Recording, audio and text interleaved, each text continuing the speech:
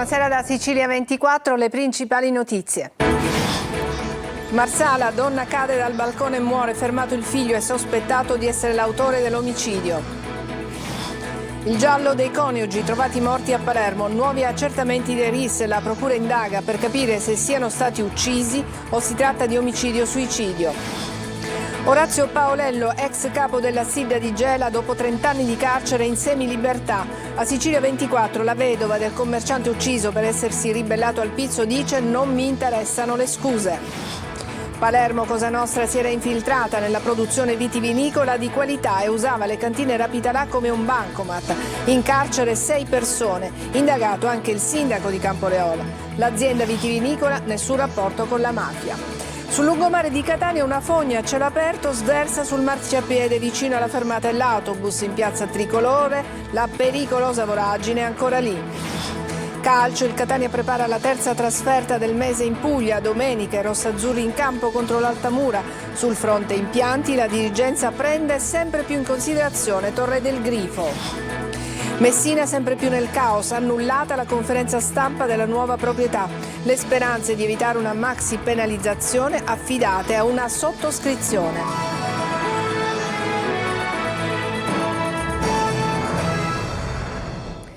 Bentrovati, la cronaca ci porta immediatamente a Marsala, dove una donna è precipitata dal balcone ma è stato fermato il figlio perché è accusato o quantomeno sospettato di essere l'autore del delitto. Sentiamo Laura Spanò. Si profila un nuovo dramma familiare nel trapanese se i sospetti dei carabinieri trovassero conferma nelle prossime ore. A Marsala un giovane è stato posto in stato di fermo con l'accusa di omicidio. Secondo una prima ricostruzione effettuata dagli investigatori dell'Arma, infatti potrebbe essere stato lui a spingere la madre giù dal balcone della loro abitazione in via Guglielmo Oberdan, alla periferia della città. La donna, a seguito della caduta, è morta. A nulla è valso l'intervento immediato dei soccorritori giunti sul posto dopo l'allarme. Il giovane è stato ascoltato per diverse ore dagli inquirenti e dagli investigatori, al termine del quale è stato disposto il fermo. Le indagini proseguono per chiarire la dinamica dei fatti e accertare eventuali responsabilità. Sulla vicenda indagano i carabinieri, che sono coordinati dal capo della procura di Marsala, Fernando Asero, assieme a 2 sostituti. Sulla convalida del fermo si dovrà pronunciare nelle prossime ore il GIP. Gli inquirenti mantengono il massimo riservo. A Palermo non è ancora chiuso il caso della coppia trovata uccisa a colpi d'arma da fuoco il 5 maggio scorso in un appartamento nella centralissima via Notarbartolo. Commercialista lui, agente di polizia municipale lei, erano molto noti in città. Gli inquirenti non sono convinti dell'ipotesi di un omicidio-suicidio e indagano anche per l'eventualità del duplice omicidio. Manlio Viola.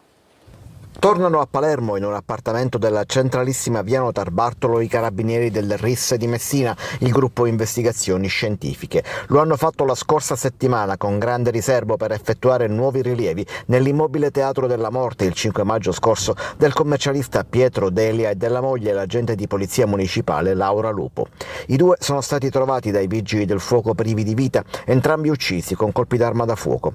La prima ipotesi degli inquirenti fu quella dell'omicidio-suicidio. La donna, tornata a casa dopo un periodo di separazione dal marito, al culmine di una lite avrebbe inseguito Pietro Delia nel corridoio sparandogli 4 volte e poi si sarebbe tolta la vita. I cadaveri furono trovati dai vigili del fuoco perché chiamati dalla figlia della coppia, che vive in un altro appartamento dello stesso stabile. Ma la prima ricostruzione non convince gli inquirenti. Delia è stato raggiunto da colpi d'arma da fuoco al torace e all'addome, non alle spalle, e dunque è improbabile che stesse fuggendo in corridoio. La donna poi presenta una ferita al collo ed una successiva alla testa, modalità anomale per un suicidio, così come la pistola trovata in mano sembrerebbe incompatibile col tipo di suicidio ipotizzato. Tutti elementi al centro degli accertamenti nuovi. I RIS hanno fatto acquisizioni anche a casa della figlia della coppia, ma i risultati di queste verifiche non sono ancora dirimenti. I dubbi restano, la perplessità del suicidio, ma anche sull'eventualità di un omicidio è ancora in piedi. In casa, infatti, non ci sono segni di effrazione. E continuano ancora le indagini sull'omicidio avvenuto a Ribera. L'arrestato Ciro Ruvolo ammette che l'auto dalla quale un uomo ha sparato è sua, ma nega di essere stato lui alla guida. Davide Sardo. Nuovi sviluppi nel caso dell'omicidio di Mahjoub Aymen, il giovane tunisino ucciso a Ribera in provincia di Agrigento la sera del 10 febbraio. Durante l'interrogatorio nel carcere di Sciacca, Ciro Ruvolo, il 51enne arrestato con l'accusa di omicidio volontario, ha ammesso che la Fiat Panda bianca, ripresa alle telecamere di videosorveglianza, è la sua, ma ha negato di essere stato lui alla guida al momento dell'agguato. Le immagini non avrebbero permesso di identificare con assoluta certezza il conducente, ma un elemento potrebbe rivelarsi decisivo per l'inchiesta. Chi era al volante indossava una felpa che, secondo gli investigatori, apparterrebbe senza dubbio all'indagato. Ruvolo, detenuto nel carcere di Sciacca dallo scorso sabato, ha chiesto di rilasciare dichiarazioni spontanee, ma poi si è avvalso della facoltà di non rispondere, evitando di fornire ulteriori dettagli sulla sua versione dei fatti. All'interrogatorio erano presenti il giudice per le indagini preliminari Antonino Cucinella, il sostituto procuratore della Repubblica Alberto Gaiatto e i legali difensori di Ruvolo Antonio Palmieri e Aldo Rossi. L'inchiesta prosegue per chiarire eventuali responsabilità e dinamiche del delitto. Ha passato quasi 30 anni dietro le sbarre, molti dei quali al 41 bis. Adesso Orazio Paolello, ex capo della Stidia di Gela, ha ottenuto la semilibertà. Una decisione che riapre ferite profonde, soprattutto per chi ha perso tutto per la sua violenza. GR Italia. Un nome che fa paura, una scia di sangue che attraversa la storia della mafia siciliana. Orazio Paolello, oggi quasi sessantenne, ha ottenuto la semilibertà dopo decenni di carcere. Il tribunale di sorveglianza ha ritenuto che ci siano le condizioni per un alleggerimento della pena. Così da oggi lavorerà in un'attività commerciale a Mantova per poi rientrare in cella ogni sera. Il suo passato è segnato da numeri agghiaccianti: 34 condanne, 5 per strage, 41 tra omicidi e tentati omicidi. Era lui a spingere per piegare i commercianti al pizzo, fino al tragico omicidio di Gaetano Giordano a Gela, estratto a sorte tra chi si era ribellato. E oggi proprio Franca, la vedova di Giordano, che ha trasformato il dolore in impegno nei percorsi di giustizia riparativa, racconta le sue sensazioni dopo questa decisione. Mi auguro che la sua scarcerazione sia intanto meritata, che lui possa essersi ravveduto per tutto quello che ha fatto, perché mi pare che non abbia solo sulle spalle l'omicidio di mio marito, e che se ha intrapreso un percorso, tra virgolette, di rinascita e di, che le posso dire, di acquisita nuova dignità, sono ben contenta per lui. Paolello da anni ha avviato un percorso di cambiamento, vicino a realtà come Nessuno tocchi Caino, che lotta contro l'ergastolo stativo, ma non ha mai collaborato con la giustizia, né ha mai chiesto perdono ai familiari delle vittime. È andata così, ma io non pretendo dalle scuse, insomma, queste sono circostanze in cui le scuse non fanno nessun effetto, ecco. Non so se mi piacerebbe avere la possibilità, ecco, sono sincera. La mafia della provincia di Palermo si era infiltrata anche nel mondo della produzione vitivinicola di qualità. La famiglia mafiosa di Camporeale usava le cantine Rapitalà come un bancomat personale della cosca. In carcere 6 persone. Indagato anche il sindaco del paese. Sentiamo Maglio Viola. Usata come il bancomat personale della cosca di Camporeale. Una delle più importanti aziende vitivinicole siciliane, la Rapitalà, sarebbe stata completamente assoggettata a Cosa Nostra, tanto che parte del gruppo dirigente dell'azienda intratteneva rapporti con i boss. Emerge da un capitolo inquietante dell'inchiesta sulla mafia di Camporeale che ieri ha portato in carcere 6 persone. Il capomafia detenuto mandava ordini attraverso la moglie al reggente della famiglia e controllava gli affari della cosca. Ma dalle intercettazioni emergono anche i rapporti con le cantine Rapitalà. La famiglia mafiosa di Camporeale, si legge nell'ordinanza firmata dal GIP, riceveva con cadenza mensile sia somme di denaro contante che altri beni provenienti dalla cantina tramite alcuni suoi dipendenti evidentemente contigui al sodalizio mafioso. Si trattava di vino, di carburanti e di altro. Nel tempo presso la cantina avrebbero lavorato oltre una dozzina di uomini della famiglia mafiosa. I soldi invece venivano versati al reggente Antonio Scardino, che li consegnava ad Anna Maria Colletti, la moglie del capomafia in carcere Antonino Sciortino. Il denaro serviva a pagare la difesa di Sciortino e a procurargli quel che occorreva. Dal carcere infatti Sciortino usava la moglie anche per portare ordini e disposizioni. Gli interessi della cosca nel vino riguardavano anche altre aziende, ma Rapitalà è certamente la più grande. Fondata da una famiglia di origini francesi nel 1968, la tenuta Rapitalà oggi produce oltre 2,5 milioni di bottiglie ogni anno che vengono vendute in tutto il mondo. L'azienda vitivinicola tenuta rapita là in una nota afferma la propria estraneità a contesti mafiosi e dichiara di essere a disposizione degli investigatori ed inquirenti per ogni accertamento opportuno e necessario. Un enorme giro di false fatture e vendita in nero di gasolio agricolo che finiva nelle pompe di benzina a prezzi concorrenziali. I finanzieri del Comando Provinciale di Palermo, assieme all'Agenzia delle Dogane e dei Monopoli, hanno eseguito un'ordinanza di sequestro preventivo di 10 complessi aziendali, beni e disponibilità finanziarie per oltre 15 milioni di euro. Le indagini avrebbero svelato l'esistenza di un'associazione a delinquere attiva nelle province di Palermo, Agrigento e Catania. Adesso una breve pausa, ci vediamo tra poco.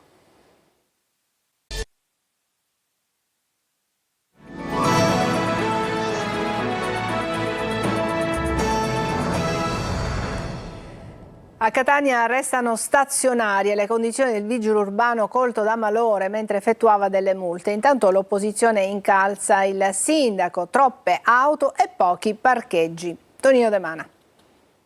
È in condizioni cliniche stazionarie ed è ancora in prognosi riservata il vigile urbano colto da malore mentre si confrontava con alcuni commercianti che si lamentavano per le multe fatte in via Gabriele D'Annunzio. Da lì l'infarto e la disperata corsa in ospedale. Sosta selvaggia, anarchia e inciviltà sono al centro di una polemica politica con l'opposizione che incalza l'amministrazione Trantino. Giornalmente sono 300.000 le auto che arrivano in centro a Catania, ma la città è veramente pronta a sostenere questi flussi e i servizi di trasporto sono adeguati? È una città dove Catania, dove mancano le infrastrutture, mancano i servizi. L'utilizzo indiscriminato di questo sistema potrebbe diventare una soluzione punitiva piuttosto che una soluzione reale al problema. E allora bisogna andare alla radice, bisogna investire in servizi e solo così possiamo andare realmente a risolvere questa problematica. E resta risolto il nodo dei parcheggi. Uno su tutti, quello di Piazza della Repubblica, ovviamente quello è un parcheggio di privati. Qui l'amministrazione non dà risposte e non ci spiega come si devono muovere i catanesi. Se poi consideriamo quelle che sono le corse della metro e soprattutto la possibilità dei disabili di accedere anche alle metro, la situazione è tragica. In via Etnea una sfilza di auto, una dietro l'altra, rigorosamente in sosta vietata ed un cartello che indica anche il divieto di transito per cicli e motocicli. Qualcuno lo rispetta e soprattutto c'è qualcuno che controlla? Assalto di turisti, Codacons chiede regole e propone un decalogo perché dice l'Etna non è un parco giochi. Intanto il fronte lavico si è arrestato. Sentiamo Eva Spampinato. L'Etna non è un parco giochi. Il Codacons usa la parola che forse tutti avrebbero voluto dire in questi giorni, commentando le immagini dell'allegro assalto al vulcano per uno scatto sulla lava circondata dalla neve e illuminata dalla luna, ma che nessuno ha voluto pronunciare, utilizzando termini più diplomatici come invito alla prudenza. L'Associazione dei consumatori denuncia la situazione sempre più critica che si sta verificando sull'Etna e non solo negli ultimi giorni, ma ogni fine settimana, quando migliaia di visitatori si riversano senza alcun controllo e senza le necessarie misure di sicurezza sui tornanti della montagna come sui sentieri innevati. L'assenza di regole chiare e di un coordinamento efficace tra le istituzioni sta trasformando l'area in una zona di pericolo per turisti e residenti, scrivono in una nota. L'associazione stila anche un decalogo con i consigli per una escursione sicura sul vulcano, dove le temperature estreme, i possibili crolli, la scarsa visibilità dovuta a nebbia e fumo e l'attività vulcanica possono trasformare un'escursione in una tragedia. È necessario un confronto immediato tra istituzioni, esperti e associazioni per stabilire regole chiare e garantire un accesso controllato alle aree più delicate, conclude il Codacons. Intanto il fronte lavico, partito dalla fessura alla base della Bocca Nuova a quota 3.000 metri, rimane fermo a quota 1850 e anche l'attività dello Stromboli, che non è collegata, rientra nella norma. E se non sono bastate le ordinanze dei sindaci a fermare le frotte di curiosi, ci ha pensato il meteo. Sul lungomare di Catania c'è una fogna a cielo aperto che sversa sul marciapiede a ridosso della fermata della MTS. Intanto l'enorme voragine in piazza Tricolore è ancora lì. Sentiamo Tonino De Mana. Da lungomare liberato, con le iniziative sportive e culturali legate alla pedonalizzazione, a lungomare deturpato, con il grigio del cielo e l'acqua delle pozzanghere che si confonde con la fogna a cielo aperto che attraversa il marciapiede e finisce dritto nel tombino. Odore nauseabondo che rende fastidiosa l'attesa del bus alla fermata, nella fattispecie del 534. È una delle tante segnalazioni arrivate in redazione. L'abbiamo vagliata ed abbiamo aspettato qualche giorno con la speranza che il disservizio potesse rientrare. Ed invece no. La fogna che vedete fuoriesce da questo muretto ricoperto dalla vegetazione e lo fa da una decina di giorni. Ci chiediamo, è possibile che nessuno veda? Ed invece è ben visibile, anche se ha perso l'attrattività dei primi giorni, l'enorme voragine apertasi sul lungomare. Restano le transenne ed approssimativi segnali di pericolo, alcuni illeggibili perché corrosi dalla salsedine, e sarebbe opportuno mettere in sicurezza tutta l'area perché l'assenza della ringhiera potrebbe rappresentare un serio rischio, soprattutto per i bambini. Poggiato a terra non passa inosservato un cartello di divieto di sosta per evento sportivo. Divieto di sosta per evento sportivo, mi sai dire quale? Il salto della fossa probabilmente, nella nuova categoria olimpica del 2028 a Los Angeles, non lo sa? Nuova disciplina olimpica, quale? Il salto della voragine. Dulcis in fundo, allagata anche la pista ciclabile. Adesso una breve pausa e poi parleremo di calcio. A tra poco.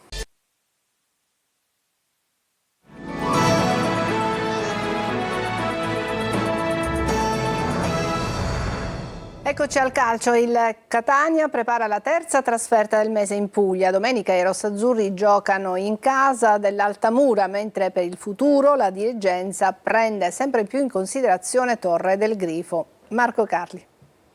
Dopo Cerignola e Monopoli, un'altra trasferta pugliese per il Catania. Domenica rossazzurri sul campo dell'Altamura, squadra neopromossa che da dicembre, dopo aver giocato per quasi mezza stagione le gare interne al San Nicola di Bari, è tornata nella propria casa, lo Stadio d'Angelo, riadattato per ospitare partite di C. A proposito di casa, negli ultimi giorni per il Catania si è parlato molto di Torre del Grifo. L'interesse è concreto, la visita di domenica con Pelligra, il fratello Paul e Grella è servita per rafforzare l'opinione. A inizio marzo si dovrebbe entrare nel vivo dell'operazione con un Pelligra che raccontano, dopo la contestazione post-casertana, ancora più convinto di investire partendo proprio dalla sede. Qualora Torre del Grifo tornasse ad essere casa, si stanno tentando di capire i passi successivi. 2 strade, rimettere velocemente in funzione i 2 campi in erba, lo spogliatoio e le sale relative alla preparazione, solo costi in tal senso ma minori, oppure riaprire anche il polifunzionale, in tal caso costi maggiori, ma anche ricavi a copertura parziale dell'investimento. Vedremo come la questione si svilupperà a partire appunto da marzo. Intanto c'è da portare avanti questa stagione con le difficoltà relative acuite dal pareggio interno con la Casertana. Toscano, al rientro dalla squalifica, vuole replicare ad Altamura, trasferta aperta ai tifosi etnei, il risultato di Monopoli per rilanciare la corsa playoff in attesa delle decisioni soprattutto sulla Turris, che ridisegnerebbero la classifica. Alcuni giocatori tornano ad eseguire parte del lavoro con la squadra, quelli annunciati dall'allenatore, ma si va verso un 11 del tutto simile a quello schierato nelle ultime 2 partite. A Messina situazione sempre più ingarbugliata. Dopo la conferenza stampa della squadra di ieri sera, stamattina 2 dirigenti hanno fatto partire una colletta. Francesco Triolo. Doveva essere la giornata delle spiegazioni, quelle che la proprietaria AAD Invest voleva e deve dare ad una città intera dopo il mancato pagamento degli oneri a INPS e Fisco, e che costeranno al Messina una penalizzazione tra i 2 di 6 punti in classifica. Quelle spiegazioni però non sono arrivate perché la prevista conferenza stampa del presidente Stefano Alaimo è stata annullata per un attacco febbrile dello stesso referente della società che ha acquisito l'80% delle quote dell'ACR. L'unica spiegazione è quella che la AAD Invest ha dato attraverso una nota sul proprio sito, addebitando il problema del mancato pagamento ad un blocco dei conti corrente per il caso Deinz in Belgio. Una motivazione che non ha convinto. La conferenza stampa della squadra di ieri pomeriggio quindi è l'ultimo capitolo di un libro che tutto l'ambiente ha timore a sfogliare, anzi il penultimo, perché stamattina la situazione non è certo migliorata, piuttosto si è fatta ancora più delicata. A lanciare un autentico appello sono stati 2 dirigenti dell'ACR Messina, il consulente Francesco Lafauci e l'addetto stampa Davide Gambale, che attraverso i social hanno lanciato l'hashtag Salviamo la biancoscudata, allegando una distinta che certifica l'avvenuto versamento di una donazione al club per il pagamento dei contributi, nella speranza di limitare il danno della penalizzazione. Senza una voce della proprietà e senza atti concreti, ha tutte le sembianze di un disperato tentativo in extremis. Ci fermiamo qui, è tutto per questa edizione di Sicilia 24. Grazie per averci seguito, buona serata.